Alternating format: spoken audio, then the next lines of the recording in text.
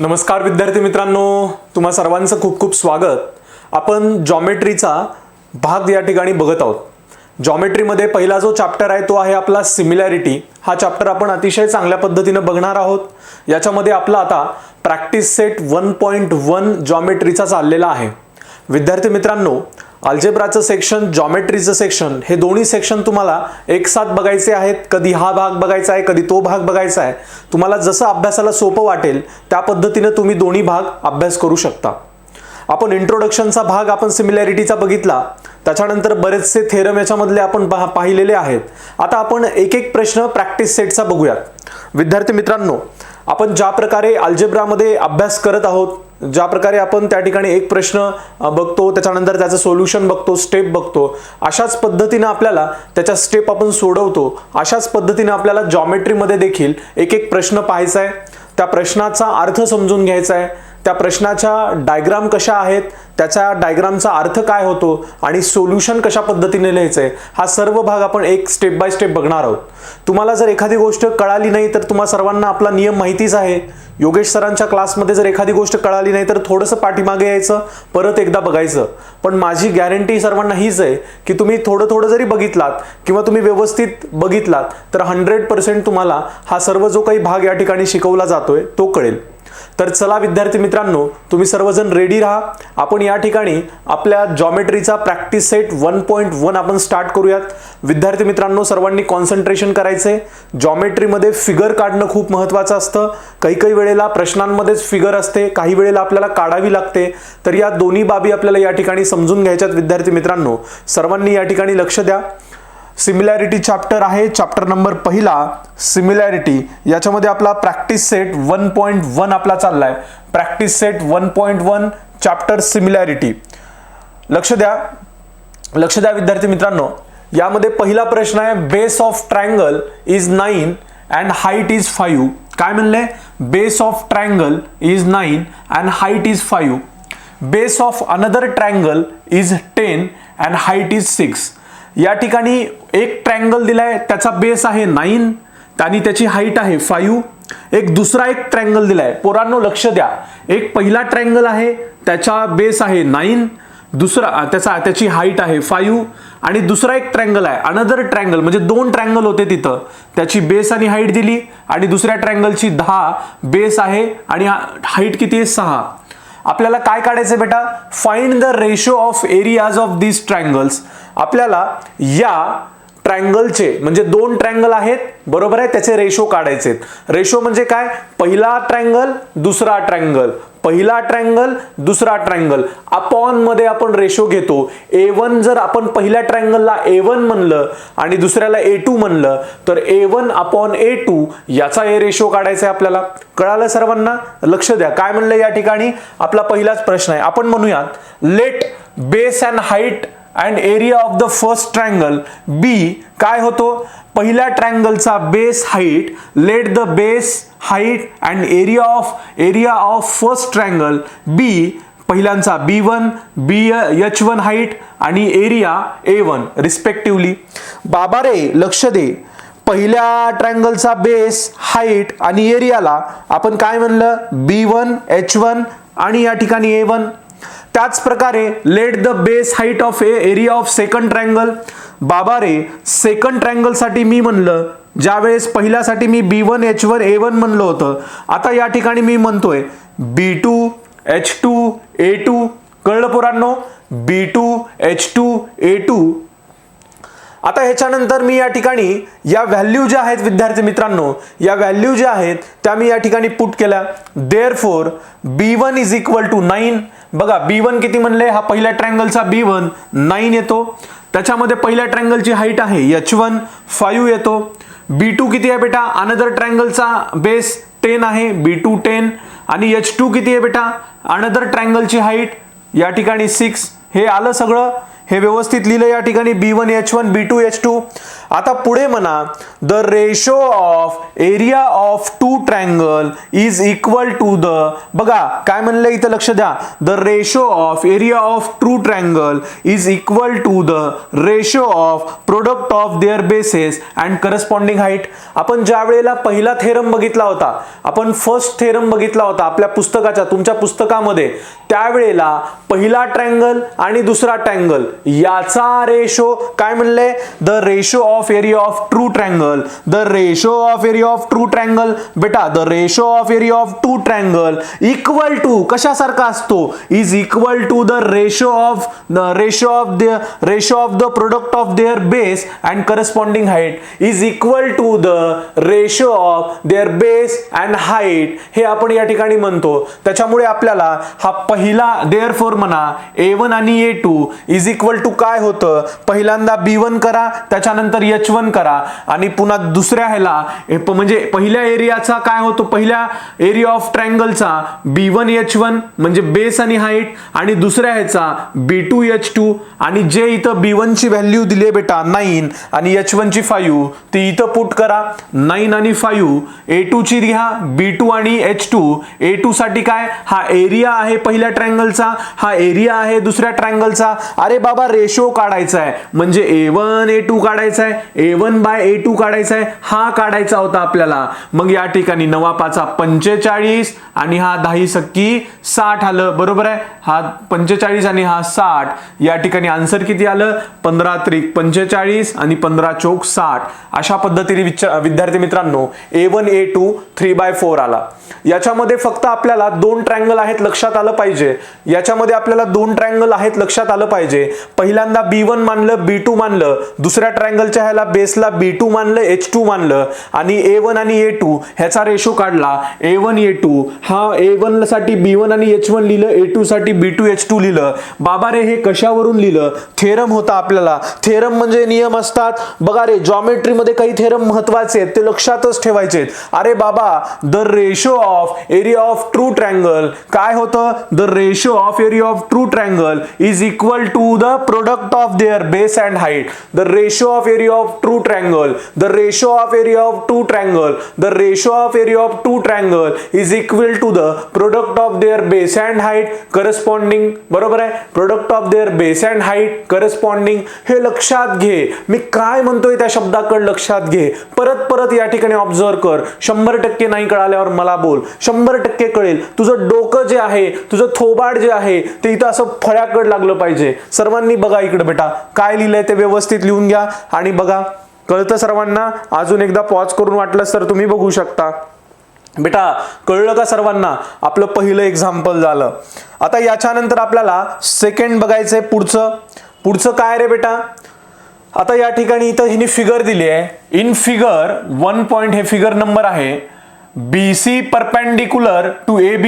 अरे बाबा BC कुठे, हा BC पोरांनो इथं बघा, हा BC परपेंडिक्युलर कशाला आहे, AB ला आहे.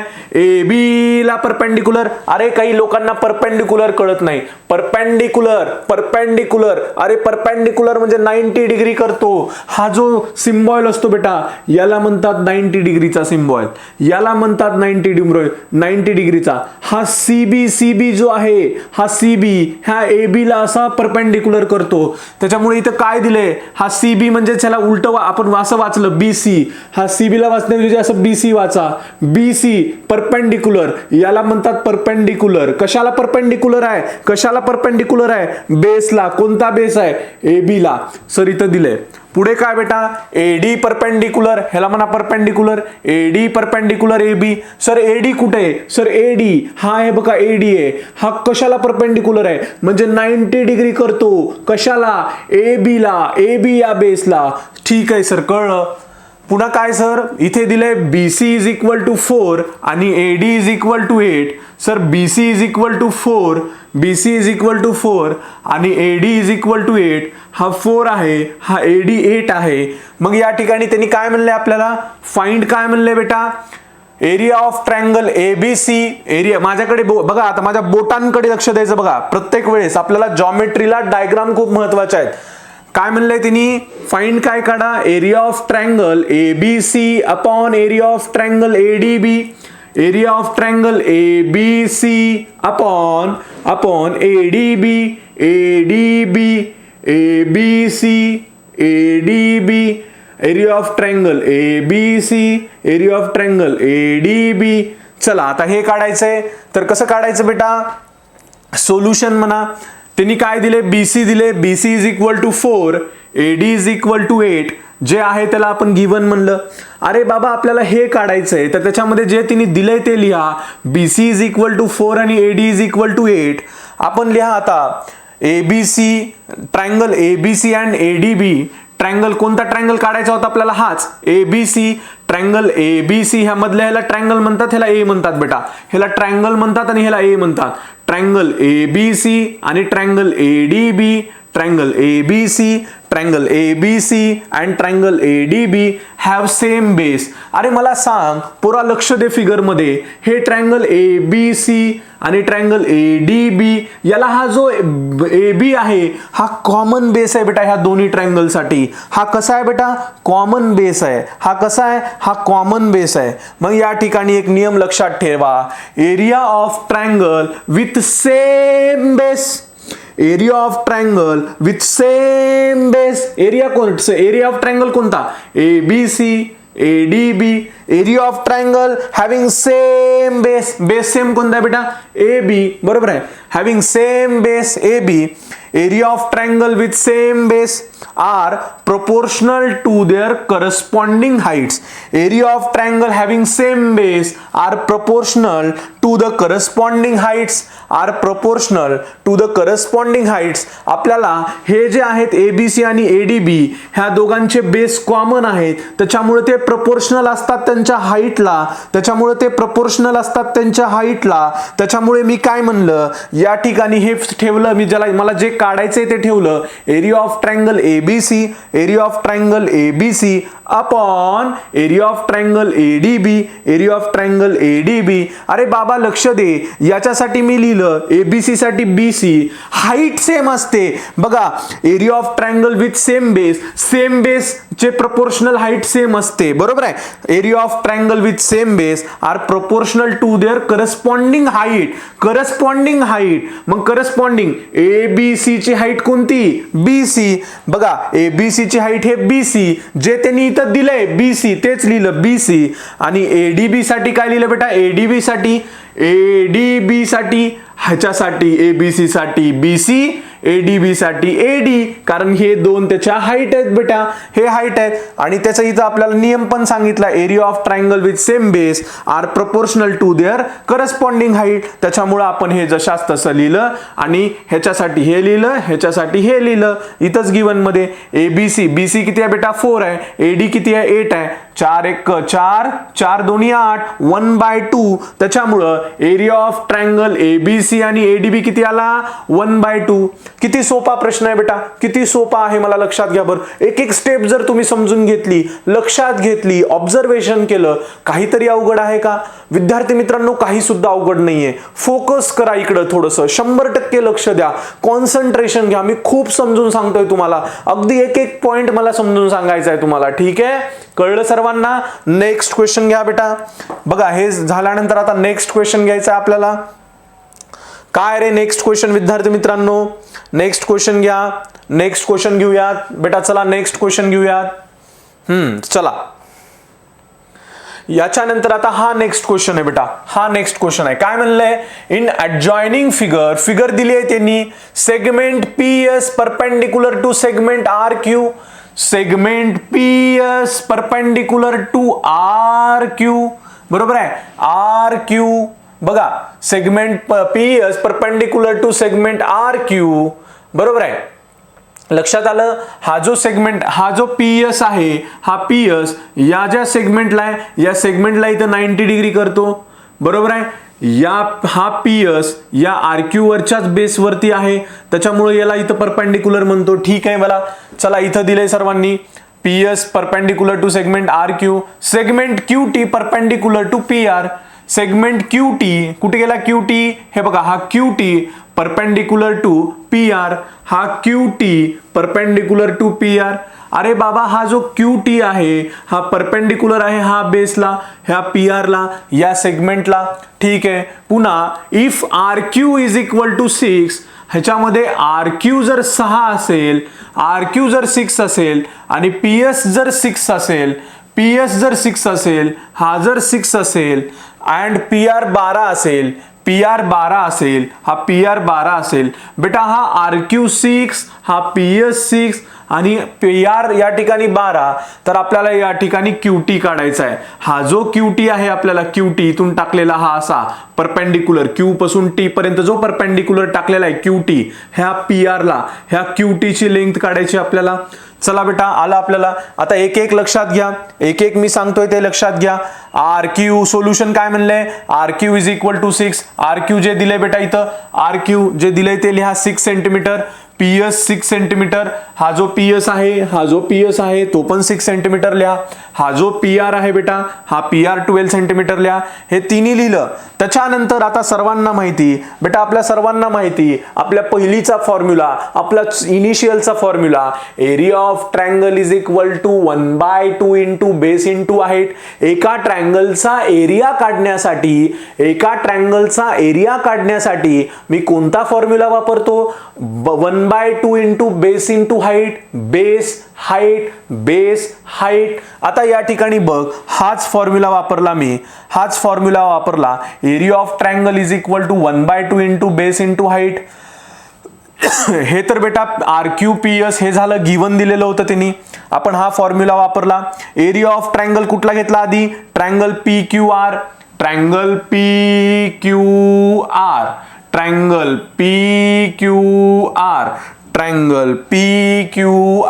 मग मी हे PQR जो हा ट्रायंगल आहे, PQR हा ट्रायंगल घेतला आणि ह्या ट्रायंगल साठी 1/2. तर मला सांगा बरं PQR साठी हाईट काय होणार आहे बेटा, 1/2. बेस काय होणार आहे, बेटा QR होणार आहे. बेस काय होणार आहे या PQR साठी, हा बेस होईल QR, बरोबर आहे, हा QR बेस. आणि हाईट काय होईल बेटा, हाईट काय होईल याच्यासाठी, PS होईल. म्हणजे या ठिकाणी हा इकडे रे आहे, बरोबर आहे, त्याच्यामुळे इथं फक्त PQR, या PQR साठी हा बेस झाला RQ म्हणजे QR, आणि हाईट इकडून टाकली आहे तिने अशा पद्धतीने या रेला, ह्याला हाईट म्हणा आणि एवढ्याला बेस म्हणा, नाहीतर पुरा RS म्हणतील, RS म्हणू नका, RQ म्हणा ह्याचा बेस आणि हा हाईट म्हणा. QR बरोबर आहे, हा QR बेस आणि PS, हे PS या ठिकाणी हाईट. दोन्ही पण 6 होतं, 1/2 QR आलं 6, PS आलं 6, QR आलं 6, PS आलं 6. आणि ट्रायंगल PQR, हा जो ट्रायंगल PQR आहे, हा किती आला बेटा, हा आला या ठिकाणी, हा बेक बे बेदुनी 4 बेत्रिक 6 साहिंत्रिक 18 स्क्वेअर युनिट आला, बरोबर आहे. 18 स्क्वेअर युनिट म्हणजे व्हॉट एव्हर सेंटीमीटर मीटर काय असेल ते, पण एरिया म्हणल्यानंतर स्क्वेअर मध्ये निघतो म्हणून या ठिकाणी स्क्वेअर मध्ये केलं. एरिया ऑफ ट्रायंगल PQR आला बेटा. त्याच्यानंतर आता एरिया ऑफ ट्रायंगल PQR नंतर अजून एकदा म्हणा, also area of triangle PQR, याच्यामध्ये 1/2 बेस इंटू हाईटच येतं. एकदा बेस म्हणा PR, हा जो बेस आपण ह्याच्या एकदा बेस इथं QR मानला होता, आता ह्या PQR मध्ये हा पण बेस असतो PR आणि हाईट असते QT, बरोबर आहे, हाईट असते QT.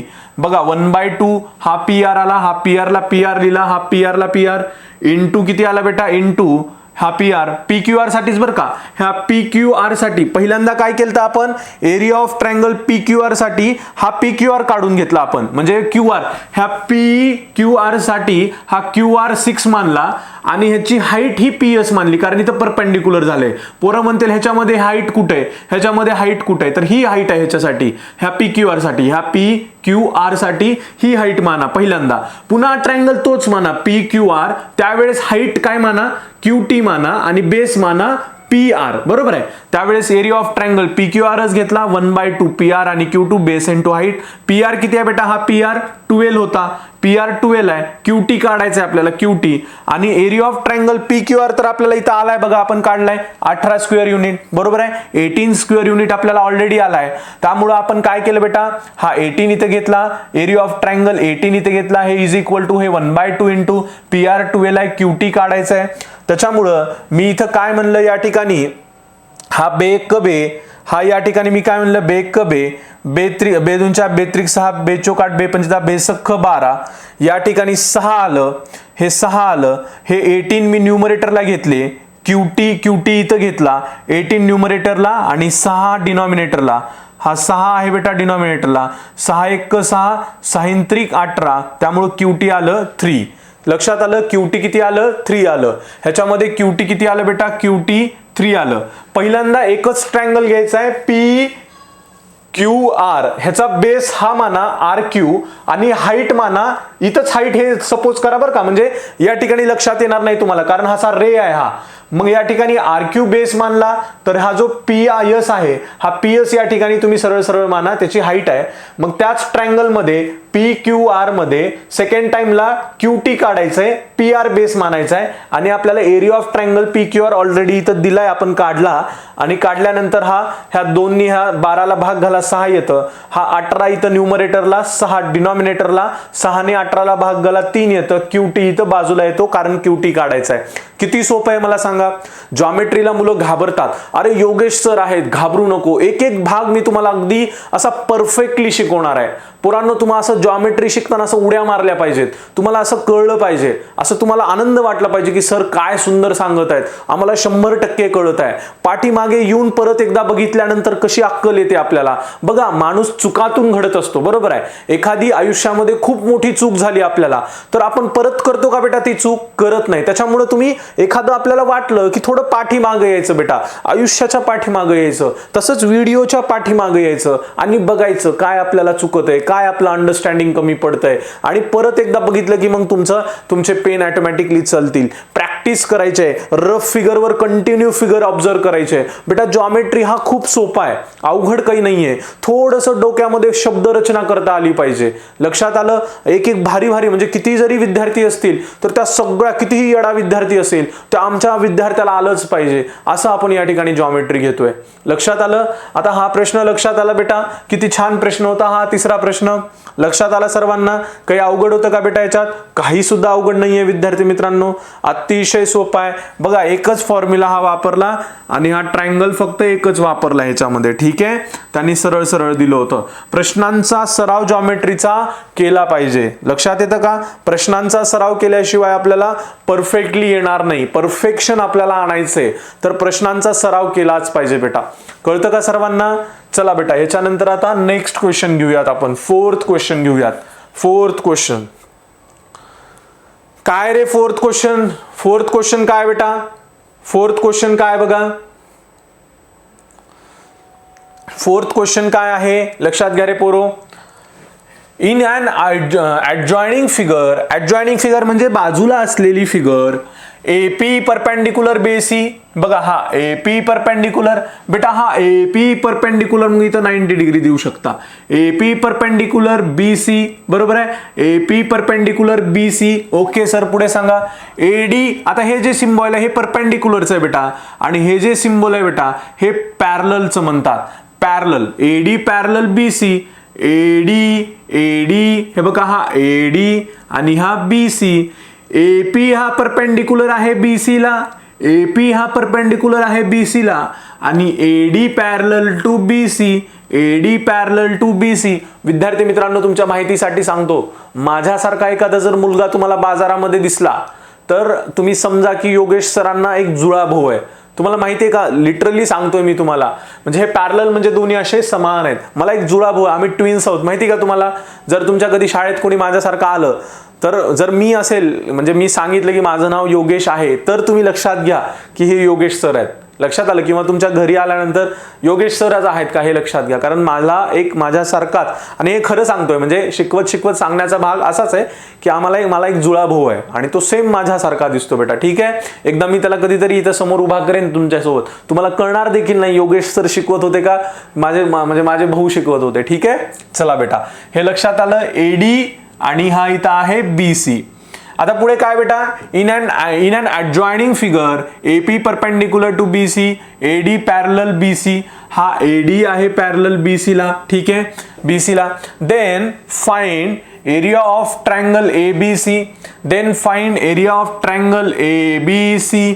आपल्याला काय फाइंड करायचंय, area of triangle ABC is to area of triangle BCD. Area of triangle BC आणि D, ABC BCD ह्या एरिया ऑफ ट्रायंगल काढायचा आहे तुम्हाला. रेशो काढायचा आहे, रेशो म्हणजे असा 1:2 मध्ये काढायचा आहे, ठीक आहे. ह्याचा 1:2 काय येतो आणि ह्याचा 1:2 काय येतो, ठीक आहे. चला काढूयात. काय म्हणायचं आहे, solution area angle ABC, triangle ABC आणि triangle BCD have same base BC.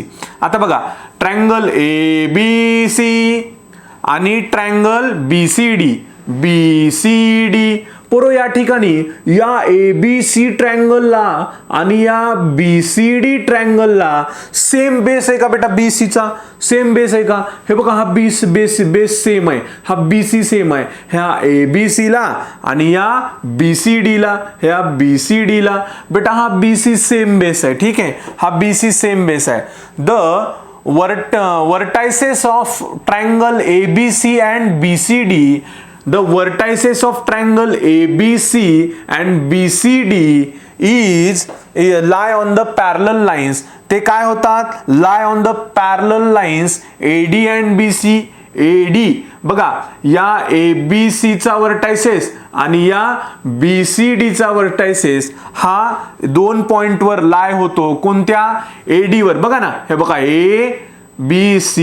BCD 2 parallel point आहेत. AD मी तुम्हाला म्हणलं होतं की हे पॅरलल आहे, AD आणि BC, AD आणि BC, आणि हे ट्रायंगल पण इथंच होतात बेटा, ABC आणि BCD. बरोबर आहे की, ह्या 4 पॉइंटला येतात की नाही ते ट्रायंगल. त्याच्यामुळे आपण म्हणलं ABC आणि BCD have a same base BC same आहे, आणि the vertices of this triangle ABC आणि BCD हे काय म्हणतो आपण त्याला, lie on a same parallel lines. AD आणि BC या सेम ह्याच्यावर आपल्याला ते पॅरलल झालेले दिसलात.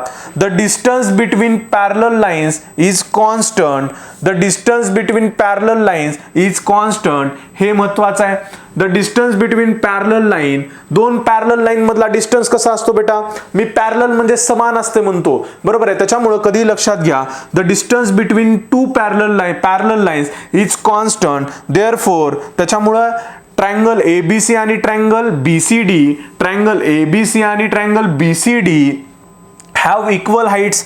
अरे बाबा, या ठिकाणी ह्या 2 लाईन मधला एवढा, हे बघा, हे तुम्हाला पॅरलल म्हणजे काय रे बेटा, हे बघा, हे 2 पॅरलल जे आहेत ना, ह्याच्यातला हे डिस्टन्स जे आहे, हे बघा, हे डिस्टन्स जे आहे, हे जे डिस्टन्स आहे हे या ठिकाणी इक्वल असतं. त्याच्यामुळे हाईट पण इक्वल असते का नाही, त्याच्यामुळे आपण काय म्हणलं, the distance between parallel lines is constant, आणि triangle ABC and triangle BCD have equal height. Triangle ABC and triangle BCD have equal heights. त्याच्यामध्ये इक्वल हाइट्स आहे म्हणलं. Area of triangle with same base and equal heights are equal. Area of triangle with same base same आहे का बेटा, या ठिकाणी आपण पहिल्यांदाच म्हणलं होतं ABC आणि BCD या ट्रायंगलचा, हे बघा, ह्या ABC आणि BCD या ट्रायंगलचा BC हा या ठिकाणी बेस सेम आहे. त्याच्यामुळे म्हणा area of triangle with same base and equal height are equal. Area of same base and equal heights are equal. त्यामुळे ABC आणि BCD हे इक्वल आहे. Area of triangle ABC is equal to area of triangle BCD हे equal आहे, म्हणून आपण त्याला ratio मध्ये लिहिलं. आपल्याला काढून प्रश्न ह्याच्यामध्ये काढायचा आहे, रेशो मध्ये काढायचा आहे. Area of triangle ABC upon area of triangle BCD दोन्ही इक्वल असल्यामुळं 1 दिलं, त्यामुळे याचा पण रेशो हा इथं 1 येईल आणि हा 1 येईल. किती सोपं आहे बेटा, ABC आणि BCD ह्याचा रेशो is2 मध्ये 1 1च येणार आहे. 1 का येणार आहे? कारण ह्या दोघांचा ABC आणि हे जे ट्रायंगल आहे BCD याच्यामध्ये हा BC आपण कॉमन बेस मानला. कॉमन बेसचा वर्टायसेस आपल्याला या ठिकाणी दोन पॅरलल लाईन वर होतो. ह्या कॉमन ट्रायंगल ह्या ट्रायंगलचा ह्या बेसचा दोन ह्याच्यावर लाय होतो. काय म्हणले या ठिकाणी? The vertices of ABC and BCD या ट्रायंगलच्या म्हणजे ABC आणि BCDचा या ठिकाणी वर्टायसेस आपल्याला पॅरलल लाईनवर होतात AD आणि BC वर, आणि ह्या AD आणि BC या दोन पॅरलल लाईनची हाईट जी असते ती समान असते. बेस कॉमन आणि हाईट समान असते. या ठिकाणी तेच म्हणलं area of triangle with same base and same height are equal. त्याच्यामुळे एरिया ऑफ ट्रायंगल ABC आणि एरिया ऑफ ट्रायंगल BCD 1/1 येईल. लक्षात आलं का? किती सोपं आहे मला सांगा बरं. अरे जॉमेट्री मध्ये फक्त लिहायची अक्कल पाहिजे, थोडंसं लिहिता आलं पाहिजे, फिगरला लक्षात घेऊन लिहिता आलं पाहिजे. मी काय रे बाबा हिनं अर्ध प्रश्नामधलंच लिहिलंय, अर्ध फिगर मधलं लिहिलंय. किती सोपं आहे मला सांगा. पॅरलल लाईन्स म्हणल्यावर अशा, अरे बाबा हे AD आणि हे BC हे दोन पॅरलल लाईन्स आहेत, म्हणजे त्याच्या हाईट पण समान असतील, मधला गॅप पण हाईट पण पॅरलल म्हणजेच हाईट समान असते. आणि बेस तर तुम्ही आपण पहिल्यांदाच म्हणले त्याचा बेस समान आहे, आणि हे तसा नियमच जर बेस आणि हाईट समान असतील तर 1/1 येणार आहे. काय अवघड आहे मला सांगा बेटा? किती सोपं आहे जॉमेट्री. अरे जॉमेट्री हा सर्वात सोपा विषय आहे, याच्यामध्ये अवघड काही नाही आहे. केवळ तो आपल्याला अभ्यास करता आला पाहिजे. मी 100 वेळेला मुलांना सांगितलंय की बाबा रिव्हिजन कर, बाबा ह्याच्याकडे व्यवस्थित बघ, 100% तुझं कॉन्सन्ट्रेशन या ठिकाणी दे. तुला नाही आल्यावर मला सांग. लक्षात येते विद्यार्थी मित्रांनो? लक्षात आलं का सर्वांना? बेटा लिहून घ्या, एकदा लिहून घ्या, बघून घ्या एकदा सर्वांनी काय केलंय या ठिकाणी. बघा बेटा हे कळलं पाहिजे, बरोबर आहे? हे तुम्हाला विद्यार्थी मित्रांनो एक लक्षात आलं पाहिजे. कळलं का बेटा? हा चलो नेक्स्ट क्वेश्चन घ्या. आता नेक्स्ट क्वेश्चन घ्यायचा बेटा.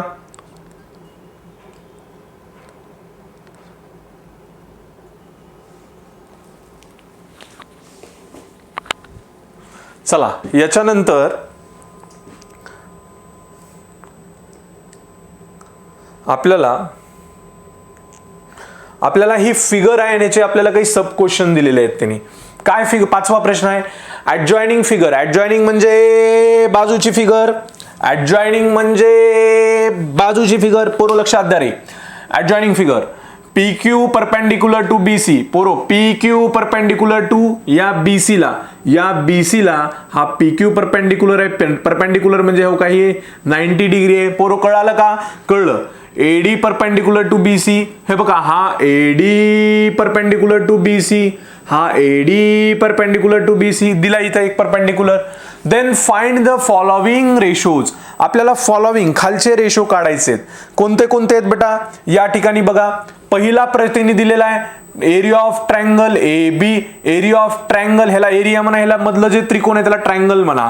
Area of triangle PQB upon area of triangle PBC. आपल्याला हे काढायचंय. एरिया ऑफ ट्रायंगल काय म्हणलंय त्यांनी? PQB. Area of triangle PQ आणि B, आणि पुढे काय बेटा? एरिया ऑफ ट्रायंगल PQB आणि PBC आणि PBC. PQB PBC PQB PQB PBC PQB PBC. चला आता मग हे काढायचे म्हणल्यानंतर PQB and triangle PQB and PBC have same height PQ. बघा बेटा PQB आणि PBC ह्याच्यामध्ये सेम हाईट आहे का? बघा ही PQ, ही PQ 1 2 3. हा PQB, हा बघा ना बेटा हा PQB. इकडे लक्ष दे. हा PQB आणि हा PBC याच्यासाठी ही सेम हाईट आहे बेटा. हा हाईट असते मध्ये, हे हाईट आहे. पोरं म्हणते लिहितं अरे हा D वाला आहे, हा इथं PBC आणि हा PQB ह्याच्यासाठी PQ सेम हाईट आहे, बरोबर आहे. हे PQ हा बेटा सेम हाईट आहे. ठीक आहे, लक्षात आलं. PQB आणि triangle PBC have a same height PQ. Area of triangle with, आता हे लक्षात घ्यायचं सेम हाईट म्हणल्यानंतर area of triangle with equal heights are proportional to the corresponding bases. Area of equal heights are corresponding to their proportional bases.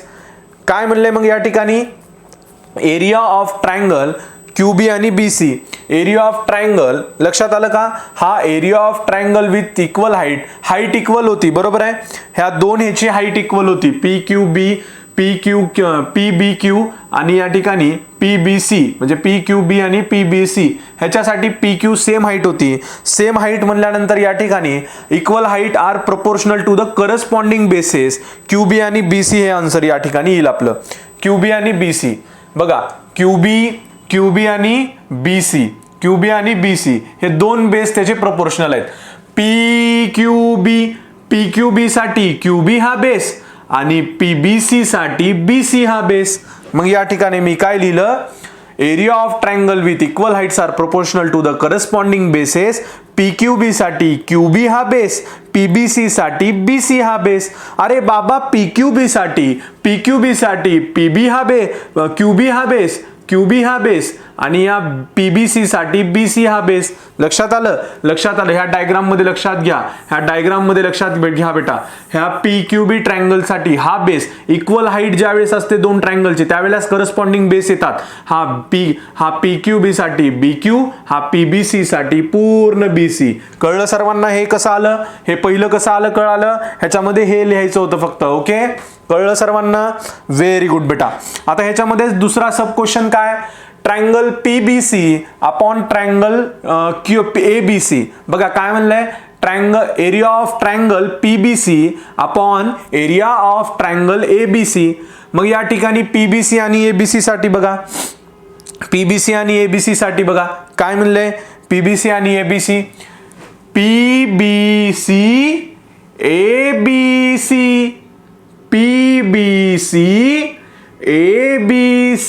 Okay बेटा. आता काय मग या ठिकाणी एरिया ऑफ ट्रायंगल बघा, एरिया ऑफ ट्रायंगल PBC आणि area of triangle ABC. Triangle PBC आणि ABC have same base BC. या ठिकाणी याच्यामध्ये सेम बेस आहे का बघा, PBC ABC. या दोन्ही ट्रायंगल साठी BC हा कॉमन बेस आहे. ओके सर, लक्षात आलं. BC हा कसा आहे बेटा, हा कॉमन बेस आहे, हा BC हा कॉमन बेस आहे. म्हणून या ठिकाणी लिहिलं PBC आणि ABC साठी BC हा कॉमन बेस आहे.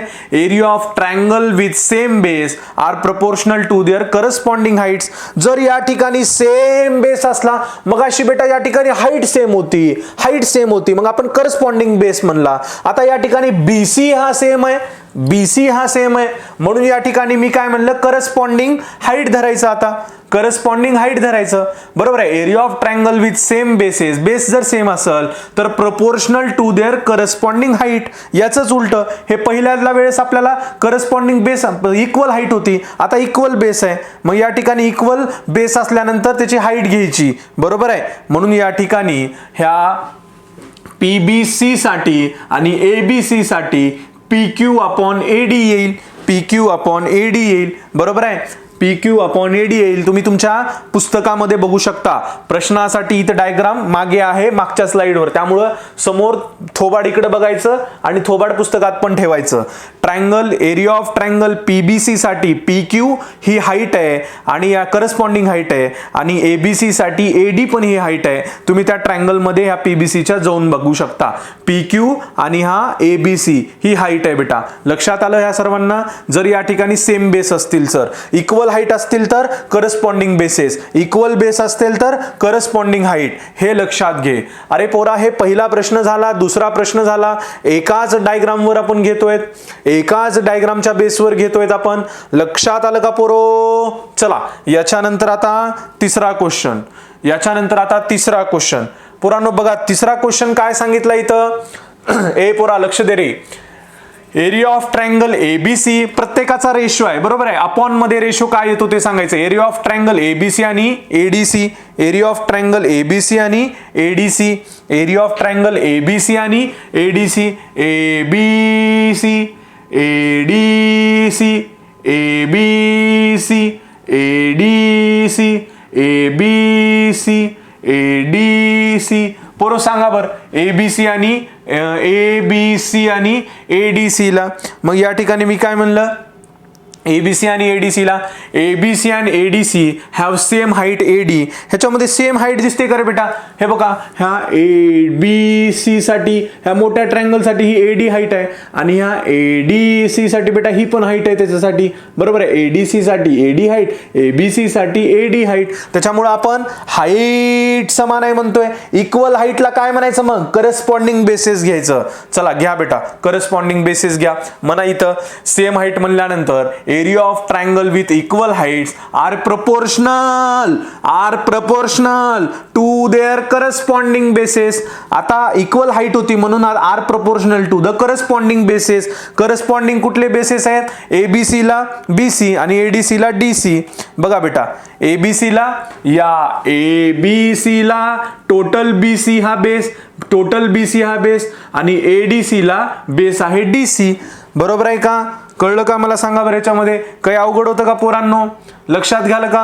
ह्याच्यामध्ये डायरेक्ट मी काय म्हणलं एबीसी ला बीसी आणि एडीसी ला डीसी हे दोन्ही इथं या ठिकाणी बेस घेतले, कारण हाईट कॉमन होती, हाईट इक्वल होती म्हणून प्रपोर्शनल टू द आपण काय म्हणलं बेसेस म्हणलं. करस्पॉन्डिंग म्हणजे सोबतचे बेस, त्या ट्रायंगल मध्ये सोबतचे बेस. अरे शब्दांचा अर्थ लक्षात घे, जॉमेट्रीची भाषा शिक. जॉमेट्रीला एक पद्धत आहे लिहिण्याची, मी तीच तुमच्या अंगामध्ये मुरजवणार आहे. तुमचा असा पेन ऑटोमॅटिकली चालला पाहिजे. योगेश सरांनी सांगितलंय म्हणजे असं पेन तुमचा चालला पाहिजे बेटा जॉमेट्रीला. लक्षात येतंय? घाबरायचं नाही, मी आहे. कळलं बेटा? आता याच्यानंतर तिसरा झाल्यानंतर बेटा चौथा बघा. आता याच्यानंतर आता फोर्थ बघा बेटा. याच्यानंतर फोर्थ काय बेटा? एरिया ऑफ ट्रायंगल एडीसी आणि PQC. Area of triangle ADC आणि पीक्यूसी. एडीसी आणि पीक्यूसी बेटा. याच्यामध्ये एडीसी आणि पीक्यूसी. आता बघा बरं ह्याच्यामध्ये काय एडीसी आणि पीक्यूसी साठी